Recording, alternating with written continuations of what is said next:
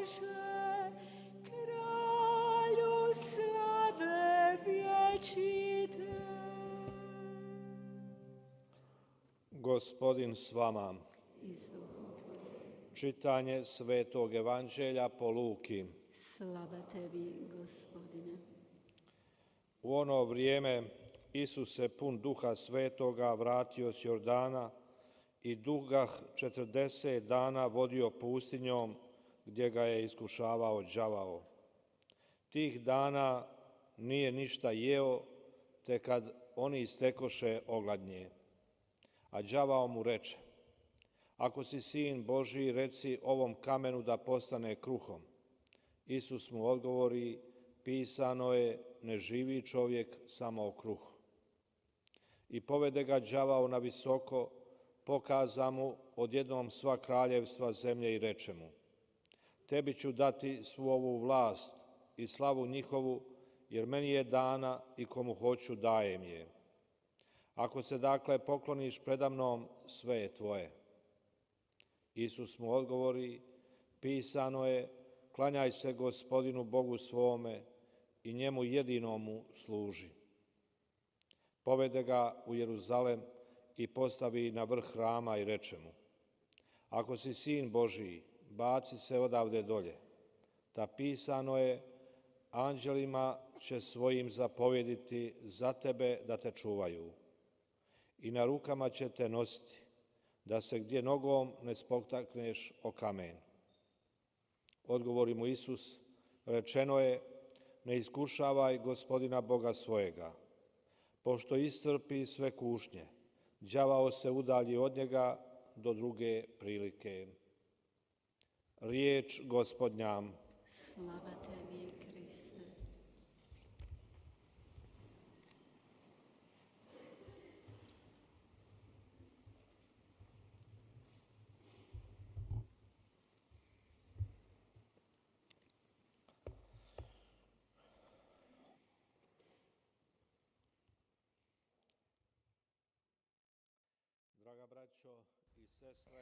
사랑하는 형제 자매 여러분,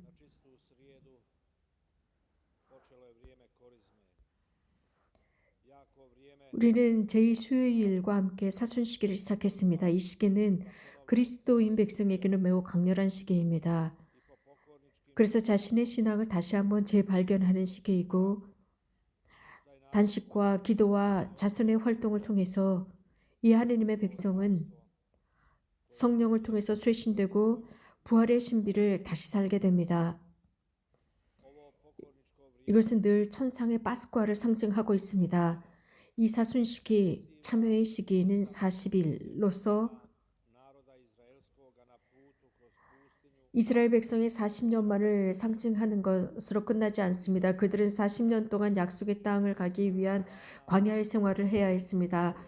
가장 먼저 이 40일이라고 하는 것은 예수님께서 40일 동안 광야에서, 즉 당신의 공생활을 시작하기 전 광야에서 기도하고 단식했던 것을 기억합니다. 그때 마귀는 예수님을 유혹합니다. 오늘 복음에서 우리가 들은 바와 같습니다. 더 정확하게 말씀을 드리면 이 40일을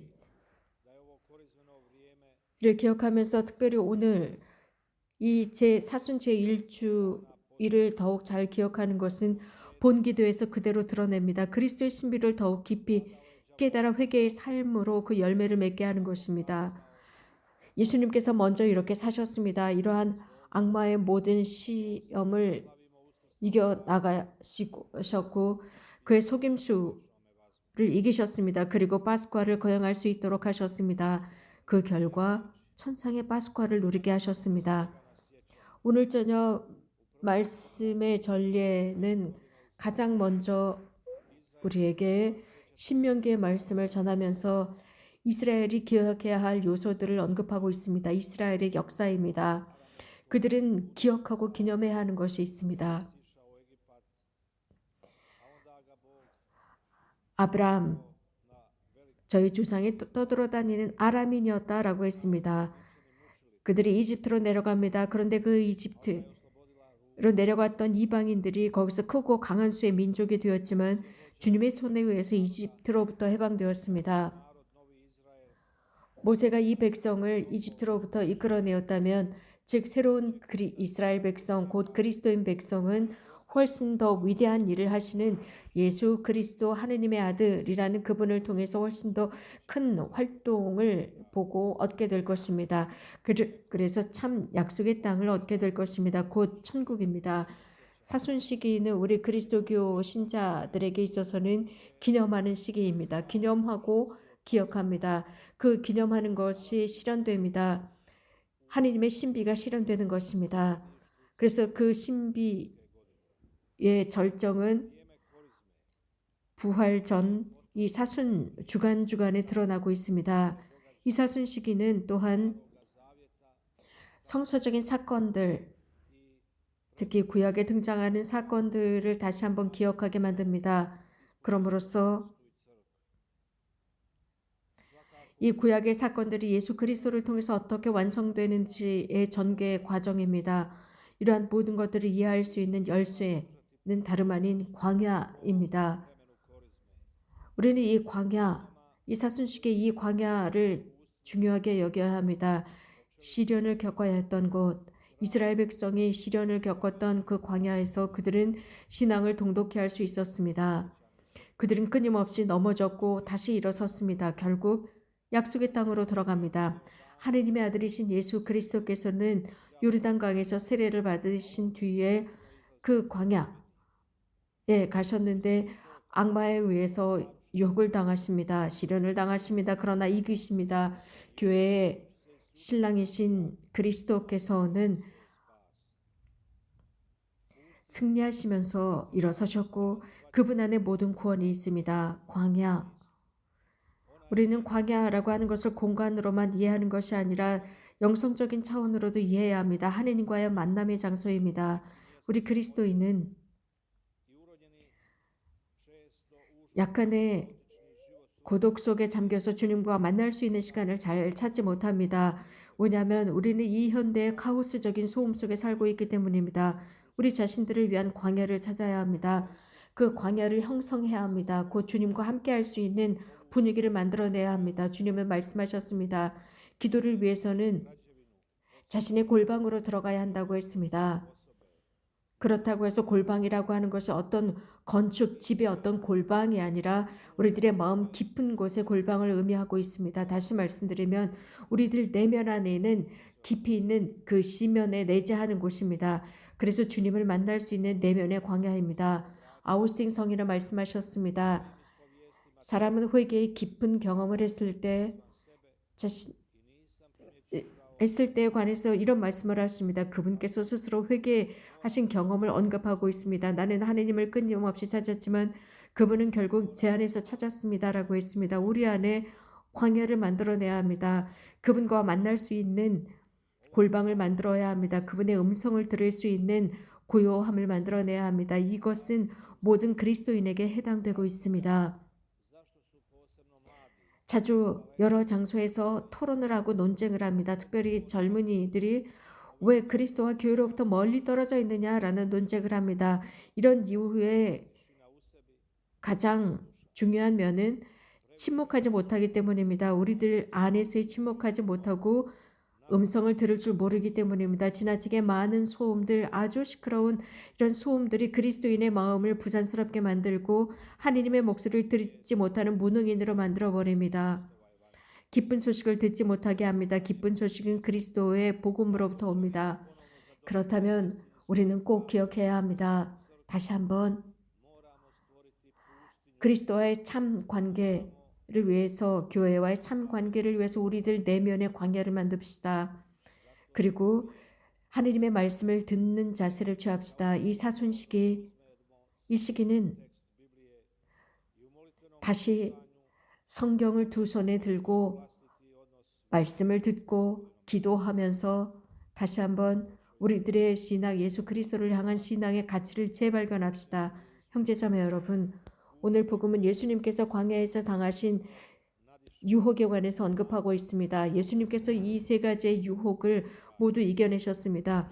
우리도 마찬가지로 이 세 가지 유혹에 던져져 있습니다. 이 유혹은 지속됩니다. 이것을 이겨낼 수 있는 도구는 복음이 우리들에게 가르쳐주는 대로 기도와 단식입니다. 예수님께서도 광야에서 기도와 단식을 통해서 악마의 유혹을 이기셨습니다. 여기에 더불어 가장 먼저 아버지를 향한 완전한 신뢰가 바탕이 되어야 합니다. 우리 그리스도인을 위한 도구들이 있습니다. 즉 악마의 유혹이나 속임수를 이겨낼 수 있는 것은 가장 먼저 예수 그리스도를 바탕으로 한 굳건한 믿음입니다. 이것은 오늘 두 번째 독서에서 우리들에게 격려하는 말씀입니다. 예수 그리스도야말로 주님이시라고 입을 모아 고백해야 합니다. 더불어서 누구든지 그분을 믿는 사람은 절대로 수치를 당하지 않을 것이라고 하셨습니다. 그런데 자주 유혹에 빠졌을 때, 특별히 주님을 향한 믿음 부족으로 유혹에 빠졌을 때 얼마나 많은 그리스도인이 마술사나 점쟁이들과 무당을 찾는지 생각해 봐야 합니다. 혹은 매스미디어에 흔들리고 이리저리 강풍의 나뭇잎같이 살아가고 있습니다. 그리스도인들이 말씀을 듣는 자세를 취한다면 교회는 뒤로 돌아갈 이유가 없습니다. 즉, 교회가 가장 먼저 해야 하는 것은 복음화이며 말씀 선포입니다. 복음화를 통해서 그리스도의 말씀이 굳건히 서 있을 수 있습니다. 유혹을 이길 수 있는 것은 믿음입니다. 다시 말씀드리지만 굳건한 믿음, 아버지를 향한 신뢰입니다. 이것은 오늘 시편에서도 언급하고 있습니다. 주님, 제가 어려울 때 저와 함께 하소서. 주님께서 함께 하실 때 이러한 모든 시련과 유혹을 이겨낼 수 있습니다. 그러면서 이겨내면서 이러한 승리를 맛볼 수 있습니다. 전능하신 그분께 모든 것을 의탁하고 그분의 그늘 아래 살아가도록 합시다. 그러므로서 그분이 방패가 되어 유혹을 이길 수 있습니다. 이것은 또한 신뢰와 믿음을 지녔다는 의미입니다. 신뢰, 믿음은 단식을 통해서 강해지고 기도를 통해서 더욱 강해집니다. 물론 다른 여러 가지 다른 도구들도 있습니다. 즉 유혹을 이길 수 있는 도구들은 기도와 단식을 바탕으로 합니다. 단식은 열매를 맺어야 합니다. 단식은 자선 활동으로 드러나야 합니다. 이것은 사순 3, 4주일의 본기도에서 드러납니다. 사순시기의 절제는 우리들의 본성, 이기적인 본성을 이길 수 있도록 하고 어려운 사람들을 돕게 합니다. 주님께서 원하시는 대로 돕게 합니다. 육체적인 단식을 통해서 영혼을 하나님께 들어올리고 그리스도의 승리를 위해서 사용할 수 있게 합니다. 믿음과 기도와 단식과 자선 활동, 이 네 가지야말로 유혹을 이길 수 있는 참 도구들이 됩니다. 이것은 그리스도 하느님의 아드님께서 사용하신 도구들이며 우리들도 사용해야 하는 것들입니다. 그리스도께서 우리를 믿어주십니다. 그래서 그분과 함께 그분 안에서 그분을 통해서 살아갈 때 우리는 악령을 대항한 승리자들이 될 수 있습니다. 그런 이야기가 있습니다. 조바니 파스콜리라고 하는 유명한 이태리 가수인데 그는 여러 가지 많은 시련을 겪었습니다. 그러자 그는 자살하려고 했습니다. 그런데 어느 날 밤 강에 몸을 던지려고 강가로 갔을 때 많은 기억들이 떠올랐습니다. 그러다가 여동생이 생각이 났습니다. 여동생의 미래가 생각이 되었지만 아무것도 할 수가 없다고 생각했습니다. 즉 자살하고 싶다는 그 유혹이 훨씬 더 강했습니다. 강물이 흐르고 있었습니다. 그 강물에서 목소리가 들리는 듯 했습니다. 모래사장으로 와라 라는 목소리 같았습니다. 어머니의 목소리였습니다. 어머니는 돌아가신 어머니의 목소리였습니다. 그 어머니의 목소리가 마음에서 계속 울려나왔습니다. 아들아, 무엇을 하려고 하느냐? 이게 무슨 짓이냐? 내가 했었던 기도, 천천히 했었던 기도를 생각하지 않았느냐? 낮은 소리로 천천히 그 기도를 다시 해보아라. 내 손을 잡아라. 그 기도를 다시 반복해보아라. 그럼 모든 것이 잘 될 거야 라는 목소리였습니다. 어머니가 이기셨습니다. 어머니는 이렇게 함으로써 그 조반니는 다시 집으로 돌아가고 생명을 구할 수 있었다고 합니다. 사랑하는 형제자매 여러분, 복되신 동정 마리아 평화의 모후 어머니는 늘 그 어떤 유혹에서도 우리들을 지키고자 하는, 이기게 하고자 하는 어머니의 생각을 지니셨습니다. 그분의 마음과 우리들의 마음이 함께 갈 때 우리는 기쁘게 악을 대항한, 유혹을 대항한 승리의 노래를 부를 수 있습니다. 아멘.